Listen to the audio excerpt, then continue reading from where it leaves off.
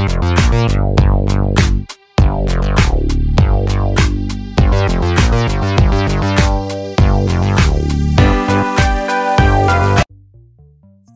family, it is your boy Optimist Sniper. Bienvenue une fois de plus dans une nouvelle vidéo portant sur les aides de mémoire, sur les jargons des marches. Nous allons parler des différents thèmes qu'on utilise régulièrement lorsqu'on veut parler de la marche, d'accord. Lorsque vous plongez dans le monde du trading sur la marche, vous aurez peut-être l'impression d'apprendre un tout nouveau langage pour vraiment comprendre ce qui se passe. Comme tout domaine spécialisé, le trading sur la marche a sa propre terminologie, il a son propre jargon, d'accord. Il y a les mots réguliers qu'on utilise, que vous devez connaître parfaitement pour pouvoir maîtriser le trading sur la marche, d'accord. Voici juste un petit aide de mémoire contenant des thèmes les plus courants que vous pouvez rencontrer dans vos plateformes de trading. Premièrement, on a la marge, d'accord. On va parler de la marge. La marge regroupe tout ça, d'accord. Première définition, on va prendre l'effet de levier. L'effet de levier. Quand on parle de marge, vous allez toujours comprendre l'effet de levier. On va toujours parler de l'effet de levier. Qu'est-ce que l'effet de levier? Comme simple définition, ça, ce sont régulièrement les termes qu'on a utilisés dans les leçons précédentes qu'on vient de terminer, d'accord. Je préfère vous donner ce jargon pour que vous essayez de bien classer ça dans votre mémoire, en fait, que vous ayez les définitions propres et que vous sachiez de quoi il s'agit absolument. L'effet de levier, c'est la possibilité d'échanger un montant plus important avec un montant beaucoup plus petit sur votre compte, d'accord. C'est juste un multiplicateur de puissance, comme je vous avais expliqué dernièrement. C'est ça qu'on appelle l'effet de levier. On peut parler encore, quand vous allez suivre dans la marge, on va parler des PNL, PNL non réalisés, d'accord. PNL, régulièrement on met ça comme ça, PNL non réalisé. PNL non réalisé. Vous pouvez voir PNL non réalisé. On a parlé même de ça régulièrement. Qu'est-ce que le PNL non réalisé? C'est juste un profit ou une perte actuelle détenue sur votre position ouverte. Ça veut dire vous n'avez pas encore soit clôturé votre perte ou soit clôturé votre profit. Le profit, il est non réalisé. Ça veut dire c'est régulièrement lorsque vous êtes dans vos plateformes MetaTrader 4, pour ceux qui ont encore MetaTrader 4 actuellement, parce que les problèmes vont faire, on a dévié un peu vers DXTrade et CTrade. Pour ceux qui utilisent encore MetaTrader 4, d'accord, vous allez voir votre PNL flottant, c'est régulièrement ce qui affiche en haut, d'accord, en haut de votre solde là en bleu. Lorsque vous êtes en gain, en rouge, lorsque vous êtes en perte, c'est ça qu'on appelle PNL non réalisé, puisque la transaction est encore en cours. C'est une fois la transaction est clôturée qu'elle devient un PNL soit réalisé positif ou négatif, d'accord, en fonction du résultat de votre trade. Ok, vous pouvez aussi appeler ça un résultat flottant, d'accord. On va parler encore de l'équilibre. L'équilibre, vous allez retrouver tous ces trucs ici régulièrement, tous ces détails ici dans votre compte. Vous allez voir tout ça, c'est écrit là dans votre compte, d'accord. Je vous donne les définitions claires pour que vous puissiez savoir de quoi il s'agit. Quand on parle d'équilibre, régulièrement, c'est aussi appelé le solde du compte. Quand on parle d'équilibre, régulièrement, on appelle ça solde du compte. Donc, c'est régulièrement égal au solde du compte. Vous savez savoir. Quand on dit votre solde du compte, on peut dire votre équilibre. Vous savez qu'on fait référence au solde du compte. Il est en espèces régulièrement. Lorsqu'il est à déposer dans votre compte maintenant, en fonction de la devise que vous utilisez. On peut parler de l'exigence de marge. Exigence de marge. Exigence de marge. Vous allez voir ça régulièrement sur vos plateformes aussi. Exigence de marge pour la position que vous êtes en train de vouloir trader. Qu'est-ce que l'exigence de marge? L'exigence de marge, c'est juste le montant de marge requis pour une position ouverte, d'accord, pour pouvoir ouvrir une position en fait, d'accord. C'est régulièrement exprimé en pourcentage de la taille de la position complète ou de la valeur notionnelle de la position que vous souhaitez ouvrir. D'accord. J'espère que vous avez très bien compris. Quand on parle d'exigence de marge, c'est le montant de marge requis pour ouvrir une position. C'est ça aussi simple que possible. Montant d'argent que vous avez besoin d'avoir dans votre compte pour pouvoir ouvrir une position sur un actif précis. OK. Quand on parle de marge requise, qu'est-ce que la marge requise? Ce sont des définitions brèves que je vais vous donner. Marge requise, pour que vous puissiez savoir de quoi il s'agit. Quand on parle de marge requise, d'accord, la définition de la marge requise, vous pouvez prendre ça comme définition, c'est l'argent qui est mis de côté ou bloqué lorsque vous ouvrez une position, lorsque vous ouvrez une transaction. C'est-à-dire, vous avez besoin de quelle marge pour pouvoir ouvrir une position quelle marge d'argent bloquée pour pouvoir ouvrir une position, par exemple, sur EURUSD. D'accord? Cette marge, c'est un dépôt de bonne foi, comme on le dit souvent, comme j'ai l'habitude de vous dire. D'accord? Que si votre transaction se passe mal, par exemple, vous êtes capable de payer avec telle somme d'argent. C'est ça un peu la marge requise. Par exemple, si vous ouvrez une position de 10 000 dollars, le mini-lot, avec une marge requise de 2% ou un effet de levier de 50 sur 1, 200 dollars seront bloqués pendant la durée de votre transaction, pendant que votre transaction sera encore en cours. Ces 200 dollars ne peuvent pas être utilisés ou ouvrir d'autres positions tant que la transaction est ouverte. Une fois la transaction clôturée, la marge sera libérée. D'accord? Là, vous pouvez avoir une autre marge. Régulièrement, on appelle aussi ça marge d'entrée ou marge initiale ou marge d'entrée initiale. Comme ou marge marge requise, marge de maintenance requise en fonction des différents brokers que vous allez utiliser. OK. Si on vous demande de calculer votre marge par position, je pense qu'on a eu à faire ça, la formule de la marge requise, d'accord? On a déjà eu à voir la formule de la marge requise. Maintenant, on va parler de la marge utilisée. Si vous voulez que je vous rappelle, je vais faire marge requise est égale à la valeur notionnelle fois exigence de marge. Ça, c'était ça le calcul, d'accord? OK. Marge utilisée, on va parler de la marge utilisée. Marge utilisée. Marge utilisée. Qu'est-ce que la marge utilisée?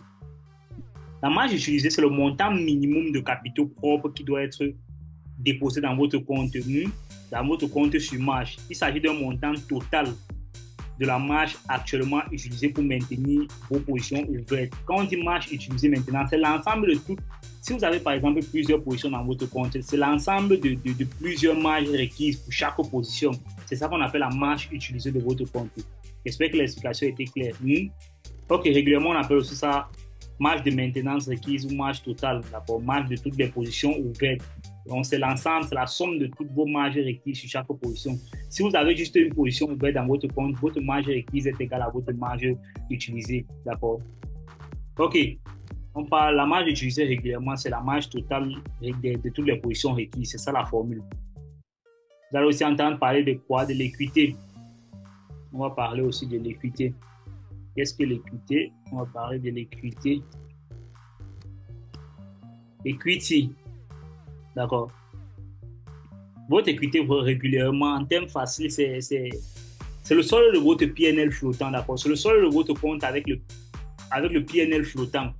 Régulièrement, on appelle aussi ça valeur liquidative ou capitaux nets que vous avez sur votre compte.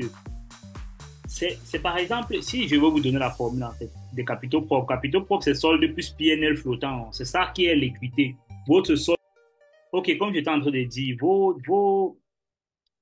votre équité, d'accord? Votre équité, c'est votre solde plus le PNL flottant. Si vous n'avez aucun poste, si vous n'avez aucune transaction, votre équité sera égale à votre solde, au solde de votre compte, d'accord? Ça, c'est évident.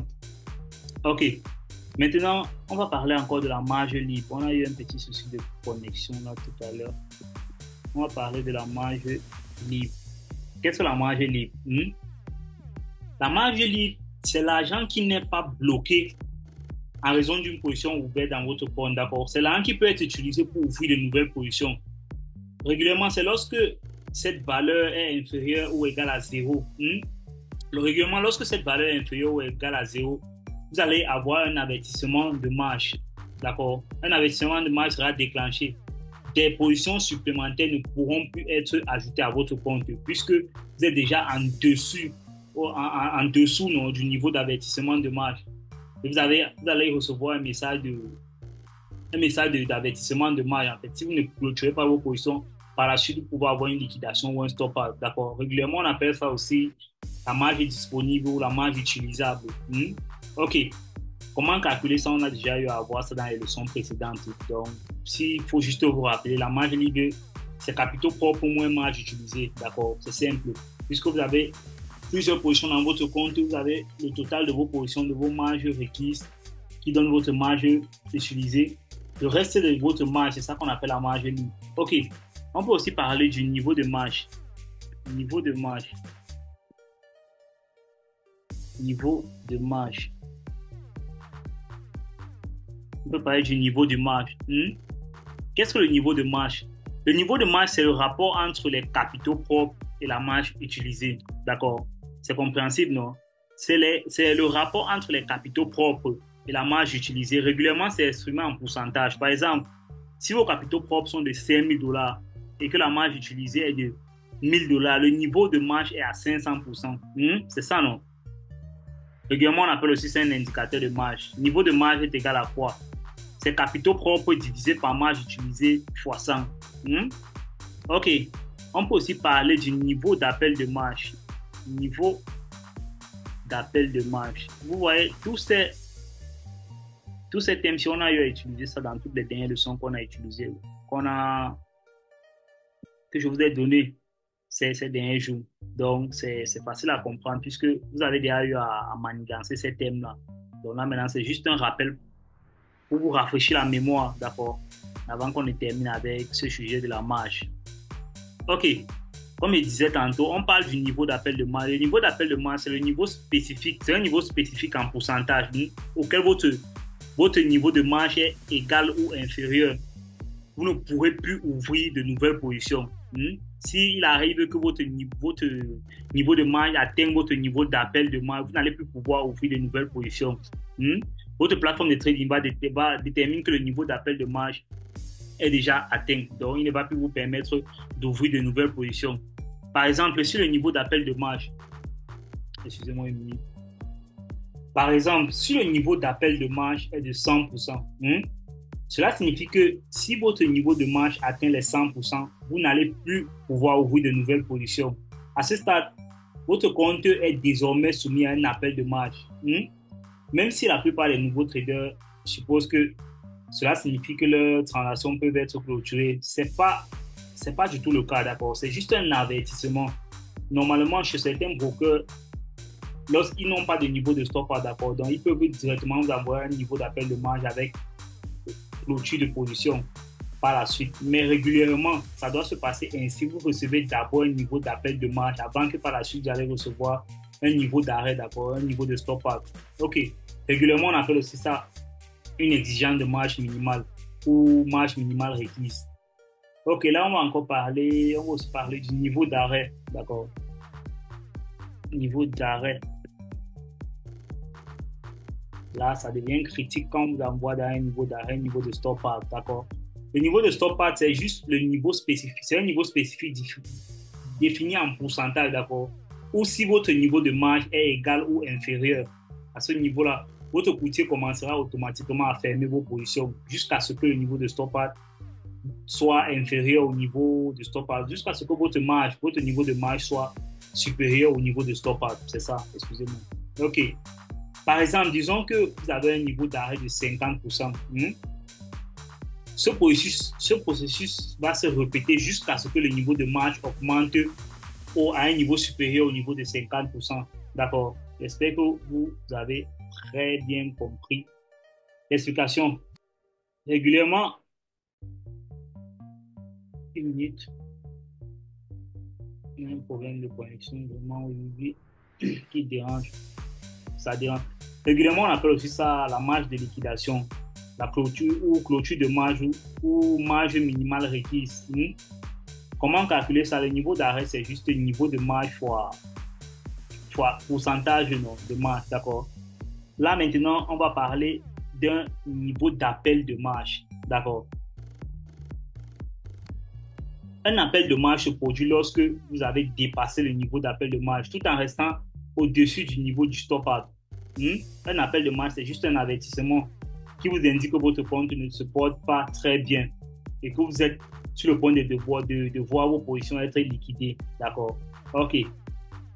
J'espère avoir été très clair dans cette leçon pour essayer de résumer tous les thèmes qu'on a eu à utiliser dans les leçons précédentes.